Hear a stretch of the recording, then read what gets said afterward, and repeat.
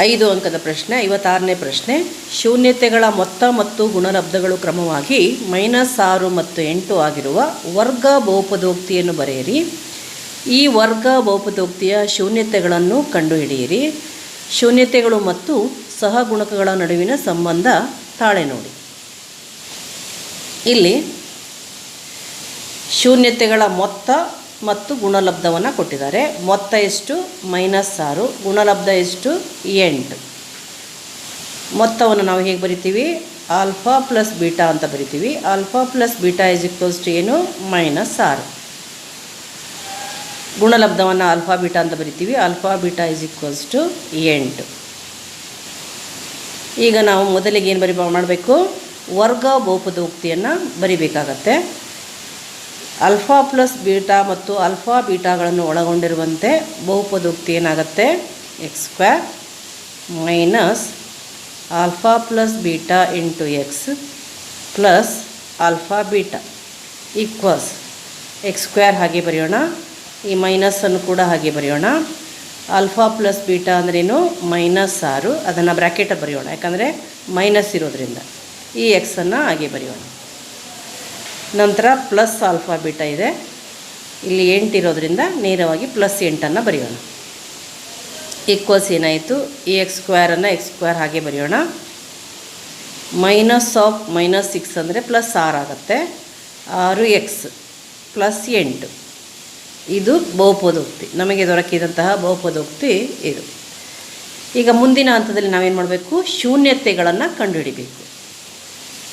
ಈಗ ಕೊಟ್ಟಂತಹ ಬಹುಪದೋಕ್ತಿಯನ್ನು ಬರ್ಕೊಂಡು x² + 6x + 8 ಈಕ್ವಲ್ಸ್ 0 ಅಂತ ಬರ್ಕೊಳ್ಳೋಣ. 0 ಇರಲಿ.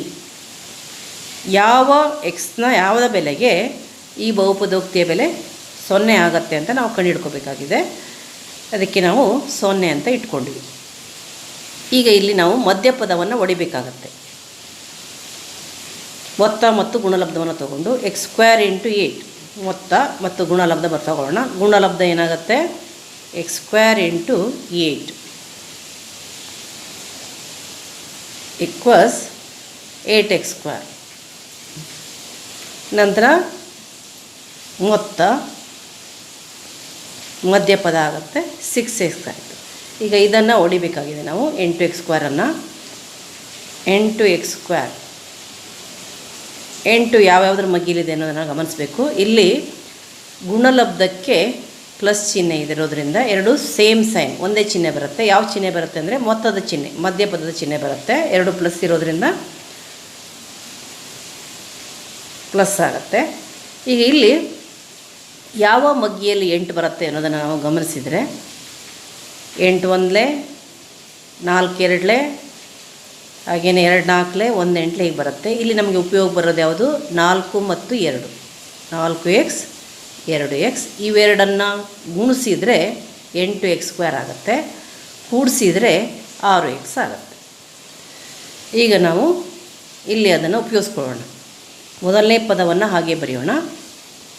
x² ಪ್ಲಸ್ 6x ಬರೆಯೋ ಬದಲು ಏನು ಬರೆಯೋಣ? 4x + 2x plus 4x + 2x ನಂತರ 8 ಬರೆಯೋಣ. +8 ಈಕ್ವಲ್ಸ್ 0. ಈಗ ಇವೆರಡರಲ್ಲಿ ಸಾಮಾನ್ಯ ಯಾವುದು? x. ಬ್ರ್ಯಾಕೆಟ್ನಲ್ಲಿ ಏನು ಬರುತ್ತೆ? x²ನಲ್ಲಿ x ಕಾಮನ್ ಆಗಿ ಬಂದರೆ ಬ್ರ್ಯಾಕೆಟ್ನಲ್ಲಿ ಏನು ಬರುತ್ತೆ? ಇಲ್ಲಿ x ಉಳ್ಕೊಳ್ತು. ಈ ಪ್ಲಸ್ಸನ್ನು ಬರೆಯೋಣ.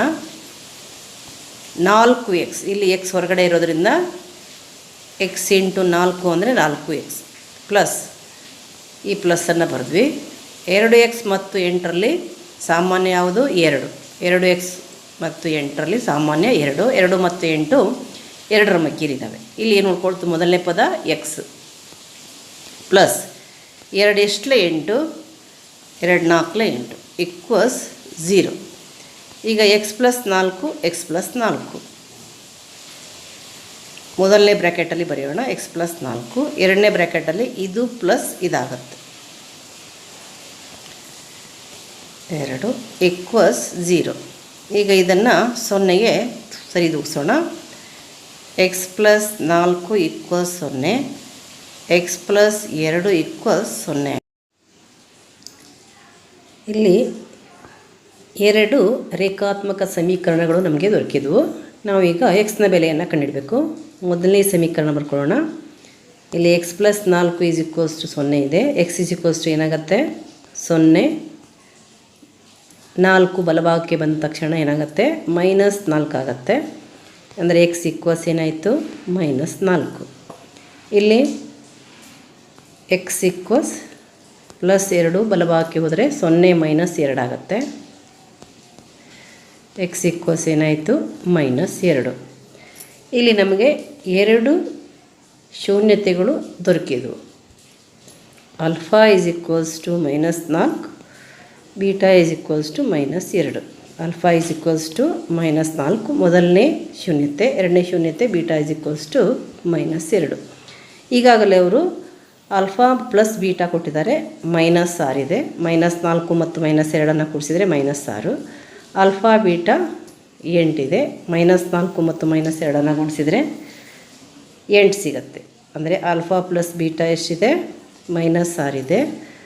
ಆಲ್ಫಾ ಬೀಟಾ 8 ಇದೆ. ಇದನ್ನು 1, ಇದನ್ನು 2 ಅಂತ ತಗೋಣ. ಈಗ ನಾವು ಶೂನ್ಯತೆಗಳಿಗೂ ಮತ್ತು ಸಹಗುಣಕಗಳ ನಡುವಿನ ಸಂಬಂಧವನ್ನು ತಾಳೆ ನೋಡಬೇಕು. ತಾಳೆ ನೋಡಬೇಕಾದ್ರೆ ನಾವು ಮೊದಲಿಗೆ ಬಹುಪದೋಕ್ತಿಯನ್ನು ಬರ್ಕೊಳ್ಳೋಣ. ವರ್ಗ ಬಹುಪದೋಕ್ತಿ ಏನಿದೆ ಇಲ್ಲಿ x² ಪ್ಲಸ್ 6x ಪ್ಲಸ್ 8 ಇದೆ. x² plus 6x plus 8 a equals x² ಸಹಗುಣಕ 1. ಇಲ್ಲಿ 1x² ಅಂದರೆ ಏನ ಬೆಲೆ 1. 6x ಇದೆ. ಎಕ್ಸ್ನ ಸಹಗುಣಕ 6 ಇರೋದ್ರಿಂದ b is equals to 6, c is equals to 8. ಈಗ ನಾವು alpha plus beta is equals to -b/a ಅಂದರೆ ಏನಾಗುತ್ತೆ -b ಅಂದರೆ 6, ಬಿನ ಜಾಗದಲ್ಲಿ 6 ಹಾಕೋಣ. -6/1 ಈಕ್ವಲ್ಸ್ -6. ಇದನ್ನು 3 ಅಂತ ಇಟ್ಕೊಳ್ಳೋಣ. ಹಾಗೆಯೇ alpha beta is equals to c/a. c ಅಂತಂದರೆ 8 ಇದೆ. 8/a ಅಂದರೆ 1, 8/1. c/a ಅಂದರೆ 8/1 ಈಕ್ವಲ್ಸ್ 8. ಇದು 4 ಅಂತ ತಗೋಣ. ಇಲ್ಲಿ 1 ಮತ್ತು 3 ಒಂದೇ ಆಗಿದೆ. ಅದಕ್ಕೆ ಏನು ಬರೆಯೋಣ, alpha plus beta is equals to -b/a 1 ಮತ್ತು 3. Alpha beta is equals to c/a 2 ಮತ್ತು 4.